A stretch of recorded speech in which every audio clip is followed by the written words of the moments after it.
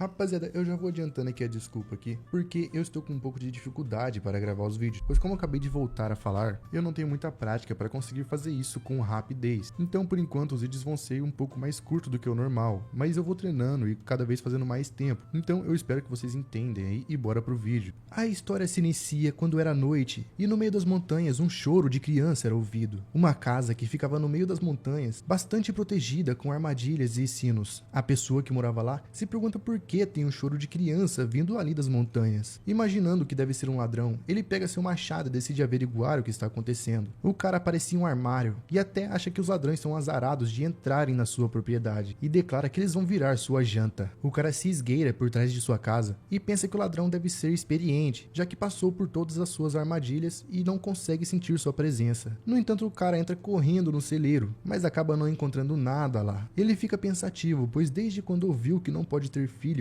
uma voz fantasmagórica fica em sua mente, até que ele olha para o lado e vê um bebê no feno. Rapidamente ele pega a criança e começa a ouvir o batimento do coração dela. Pensando ser um sinal, ele abraça a criança feliz, até que de repente sua esposa chega perguntando o que está acontecendo. A mulher fica assustada vendo que ele tem um filho em sua mão. O armário fica sem saber o que dizer naquela situação, mas decide assumir aquela criança e diz para sua esposa que agora aquele é o seu filho. Isso foi quando algo mágico aconteceu. Quando ele abriu seus olhos e mexeu suas mãos pequenas, um vento surgiu, trazendo nuvem. Logo depois, uma chuva começou a cair do céu. A terra seca se tornou úmida e os aldeões começaram a cantar de alegria. Ele também protegeu a vila dos perigos externos. Com seus poderes místicos, a paz surgiu naquela vila e as pessoas não passavam mais fome ou sede. Mas ele não parou de procurar por pessoas na vila que poderiam ter as mesmas habilidades mágicas que ele. Então, eles começaram a chamá-los de magos. Essa era uma história que uma criança chamada Arian Chirone estava lendo. Ele é aquela criança do começo e agora tem 12 anos de idade. Seu pai, Arian Vincent, tem 40 anos de idade. O cara pega seu filho e começa a girar dizendo que ele é incrível. E agora que ele acabou de cortar a lenha, eles vão embora para comer. Então o garoto aproveita para perguntar ao seu pai como que alguém conjura magia. Vincent fica meio confuso e se pergunta se é daquele livro que ele deu pro garoto. No entanto, ele responde que não tem muito o que falar e resume magia dizendo que se você consegue derrubar um urso com uma única flechada ou consegue derrubar uma árvore com uma única machadada, isso é magia. E enquanto eles voltavam para casa, alguns garotos que estavam por ali vê o Sr. Vincent e o Chirone junto com ele. Eles veem o garotinho com o livro e fala que ele nunca para de ler o livro, mesmo quando chamam ele para brincar. Essas crianças começam a zombar de Chirone, questionando se por acaso ele sabe ler aquele livro. Eles ressaltam também que o garoto é bem magro e que nem parece ser o filho do armário ali, comentando logo em seguida que ouviu dizer que o Vincent achou Chirone em algum lugar. E isso foi irritando cada vez mais o pai do garoto, que não gostava de ouvir as pessoas dizendo aquilo do seu filho. Então o pai olha para seu filho preocupado. No entanto, o que ele vê é apenas felicidade, vendo que o seu filho acha que ele usa magia, já que ele consegue derrubar uma árvore com apenas uma machadada. Vincent chama o garoto e fala que já que ele o ajudou hoje, amanhã eles irão para a cidade juntos para comprar as frutas favoritas dele. Chirone fica completamente feliz com aquilo. No entanto, nos pensamentos do pai dele, Vincent apenas pedia desculpa para seu filho por falhar como pai, mas não importa o que digam, Chirone sempre será seu filho. O garoto está convencido, dizendo que quer saber mais sobre a magia. Um tempo depois, no interior do reino de Tormia, o garoto e o seu pai chegavam de carruagem. Chirone achava interessante aquela cidade, vendo as pessoas e aqueles vários tipos de loja que havia naquele local. E após chegar onde queriam, eles descem e Vincent explica para seu filho ficar ali na loja do avô Martin, até que ele termine de fazer as coisas que ele veio fazer. O cara pede para ele não entrar em nenhum beco ou falar com algum nobre, o que o seu filho entende muito bem. Então, Vincent parte com sua carruagem. O garoto começa a escrever uma plaquinha para seu avô, que fica impressionado por ele realmente poder escrever. Martin diz que ele não precisava fazer aquilo. No entanto, o garoto só queria ajudar. O velho, em seus pensamentos, diz que o garoto é muito esperto, especialmente para a idade dele, e lembra de quando era jovem, que quando era da idade do garoto era apenas um trombadinha da cidade. Chirone chama seu avô e pergunta se ele sabe alguma coisa sobre magia, mas Martin acaba não entendendo o que o garoto disse e pergunta se ele está falando sobre a movimentação, mas Chirone ressalta que não é isso e que ele está perguntando sobre magia. O velho sorri dizendo que entendeu. Notando o garoto ali todo empolgado, o velho fala que não sabe muito sobre magia, mas aponta para um lugar dizendo que bem ali tem muitos livros falando sobre a magia, já que aquele lugar lá é uma livraria. Martin pergunta ao seu neto se ele quer ir lá ver, mas não dá nem tempo, o garoto já está indo lá. Enquanto o jovem ia para a livraria, o velho pega o livro que o garoto estava e diz que se lembra da época que ele lia contos de fadas também. No entanto, ele nota que no livro não tinha nada sobre contos de fadas, e sim vários experimentos e estudos sobre magia. Já dentro da livraria, a mulher que toma conta do lugar pede para o garoto não tocar os livros de couro com aquelas mãos sujas. Ele pergunta por que ele não pode pegar os livros, o que a mulher responde que aqueles livros são caros e não são para camponeses. O garoto fica desentendido, se perguntando onde que seu pai pegou aquele livro para ele, já que aqueles livros são caros. Nesse momento, o mordomo-chefe chega no local e nota o garoto ali. Chirone folheava os livros e nota que não tem nada demais naqueles livros. No entanto, não deu muito tempo dele lá dentro, já que foi retirado da livraria. Ele não imaginava que seria tão difícil ler livros e ressalta que até lavou suas mãos antes. Até que ele nota um cara levando vários livros em uma caixa. Mesmo se perguntando se aquele cara era um nobre, o garoto quer saber aonde ele está levando todos aqueles livros. E quando chega mais perto do local, ele vê que o cara está jogando todos aqueles livros fora. E isso deixa o garoto um pouco em choque. Então ele fica encarando todos aqueles livros jogados no lixo. E com isso ele percebe de onde o seu pai pegou aquele livro. Chirone nota duas garotas ali e percebe que elas são nobres. Vendo aquilo, ele se questiona qual a diferença entre ele e eles. O garoto então se lembra do seu pai pedindo para ele não falar com os nobres. No entanto, ele só queria saber por que